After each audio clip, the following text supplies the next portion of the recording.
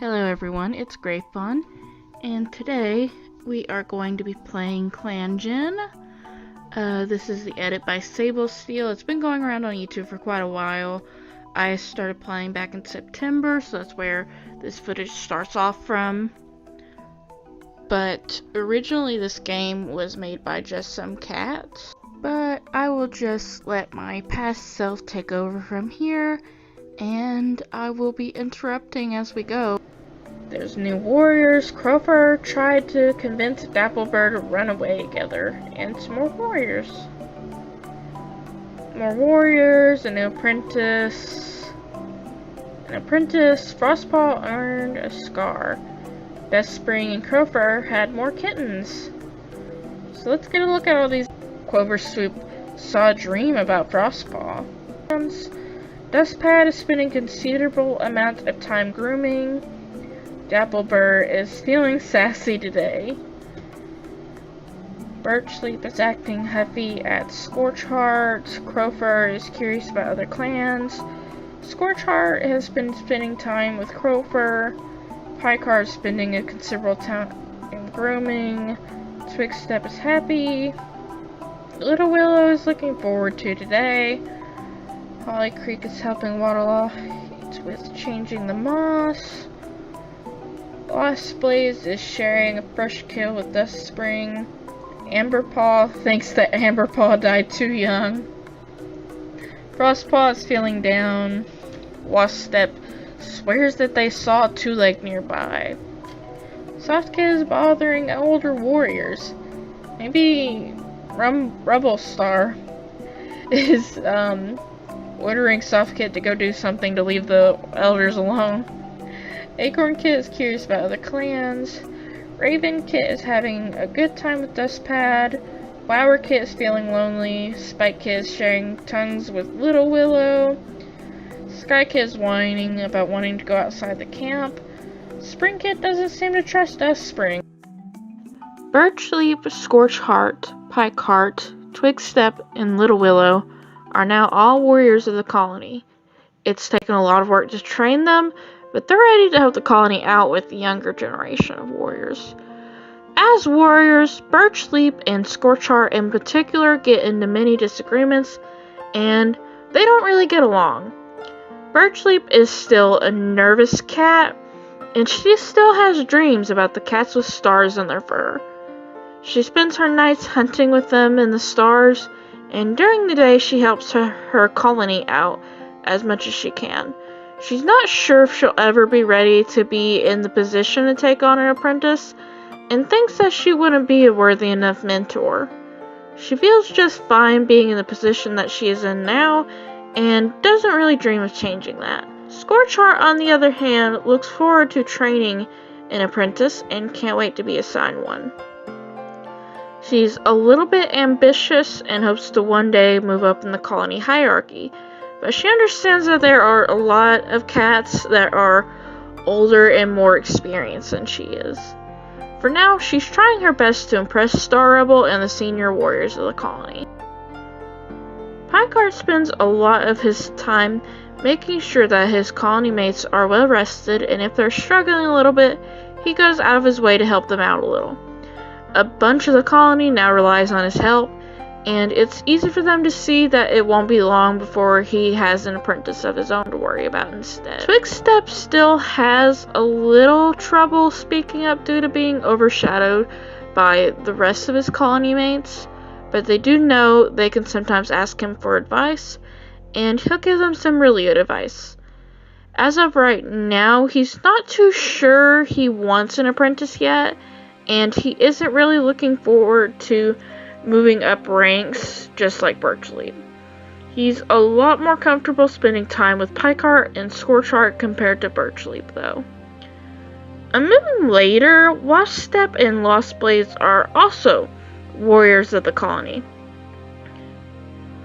Waspstep feels really comfortable around Lost Blaze, but Lost Blaze is more comfortable with Dustpad in particular, so I like to imagine that they just kinda hang out in similar circles, but Waspstep really looks up to Lost Blaze on what it's like to be in a colony cat. I also don't think either of them are the type to want to go out of their way to impress the colony, so it can become a deputy later on in life. Amberhawk and Frostwing are made into apprentices to Little Willow and Twigstep, but Frostwing quickly earns a scar during their training by fighting off a hostile rogue with their mentor. Amberhawk was assigned to Little Willow in hopes that they'll rub off on each other a little bit. Amberhawk is very smart, and compared to Little Willow being a little bit nervous about being a mentor in general, Amberhawk can be a little bit of a handful, and this leads to her kind of bossing him around and doing her own thing. Frostwing was given to Twigstep in hopes he'll rub off on him a little on the other hand. He's a very daring and a fantastic teacher, and Twigstep is a little bit nervous about being a mentor too. While Amberhawk bosses around her mentor, Frostwing takes what his mentor says very seriously. Cloverswoop has a dream about Frostwing. It's a warning that he will go on to do something he thinks is right for the colony, but endangers 2 lives. The stars tell her that she needs to confide in somebody what she knows that Bumble Ash has done, and that cat is Frostwing. They believe that he will be someone that is impartial compared to Cloverswoop, and that eventually he will do the right thing. Even though he's raised by Bumble Ash, he believes in Cloverswoop's story due to the fur she found in Brownbird's claws. He knows that smell belongs to his adopted mother, but he still wants to eventually question what Bumble Ash knows about Stag Slip, Owlshade, and Brownbird's deaths. Dustspring and Crowfur have more kittens. Dustspring takes in Soft Eye, Acorn Whisker, Ravenpelt, and Flowertail. Soft Eye is a bit of a troublemaker to where Star Rebel has to give them things to do to stay out of it. He loves to bother the older warriors just a little bit. Flowertail usually ends up going along with him because he feels sorry for when Soft Eye gets into trouble. Acorn Whisker and Ravenpelt prefer to stay out of trouble and spend quite a bit of time listening to Waterlight tell stories in the Elder's Den. Sometimes Acorn Whisker and Ravenpelt do manage to convince Flowertail to come hear stories together. Crowfur has Spikestone, Skyfeather, and Springflower. No one is quite sure who the mother of these kits is, but they're welcome all the same. The reality is that he had a brief relationship with a Fog Colony warrior, but that relationship quickly fell apart after the birth of these kits, and the mother didn't want to keep them in her colony. Spikestone loves to join the other kittens listening to stories from Waterlight, but Sky Blizzard tends to like getting into trouble with Soft Eye and Flowertail. Sky Blizzard is very inquisitive about the world around him, and that's usually what gets him into trouble. It just isn't very hard to convince him to do things that lead to trouble. Springflower is a nervous little kitten, but he's very good at playing moss balls with the other kittens and tosses the ball really far. The 3 don't really get along together, and they're actually not that very close. Colonymates aren't sure if it's because of the way they were brought into the colony, or if their personalities just clash. I'm going to take time to warn viewers that this next part involves heavily fictionally drawn gore, and that neither cat has died, but 2 cats have gotten into a severe car accident.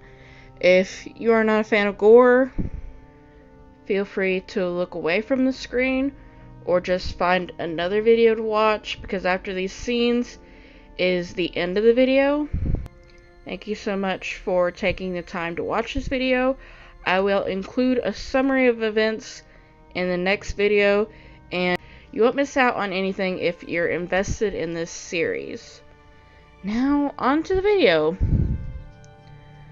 Bumble Ash is critically wounded by a monster on the Thunderpath. She's too injured to carry out warrior's duties again, and she decides that she'll reside permanently in the nursery. But sometimes she'll sleep with Waterlight to keep him company. The injury is so critical that she has lost her front right leg in particular. She's still just as agile as any other warrior, but she just felt like she was better suited to staying in the nursery. Some cats notice the way that Frostwing is avoiding his adoptive mother's eyes, and sometimes when they do meet, they're filled with scorn. This is because that morning he went out with Bumble Ash and mustered up the courage to ask her what happened to Brownbird, Owlshade, and Stagslip. That he's heard the fact that she was around when Brownbird was found. But really, that part was a bluff on his part. He didn't want to tell her that he learned about this from Clover Swoop. Bumble Ash isn't really ashamed of what she's done, so she confesses that she killed them. They weren't following the rules. They're better off dead anyway to her. As they approach the Thunderpath, monsters roll by behind Bumble Ash as she confesses her secret. And Frostwing is horrified by this tale. He was hoping that maybe, just maybe, Clover Swoop was wrong about her, but she wasn't wrong. When she tells him that they're better off dead anyway, he's convinced that she won't just stop killing even if he does talk to her. He makes a split decision and pushes Bumble Ash into the path of the monster. There's a loud screech of the car's tires as it speeds away, leaving Bumble Ash injured in the middle of the road. Frostwing doesn't want to face what he's done, and he runs off into the sandy hillscape.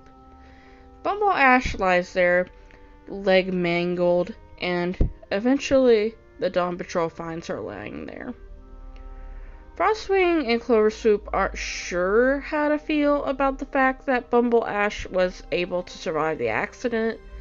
They hope that maybe she won't be able to kill anymore, but this isn't warrior cats, and cats with missing legs in real life are still able to run and hunt and play like normal.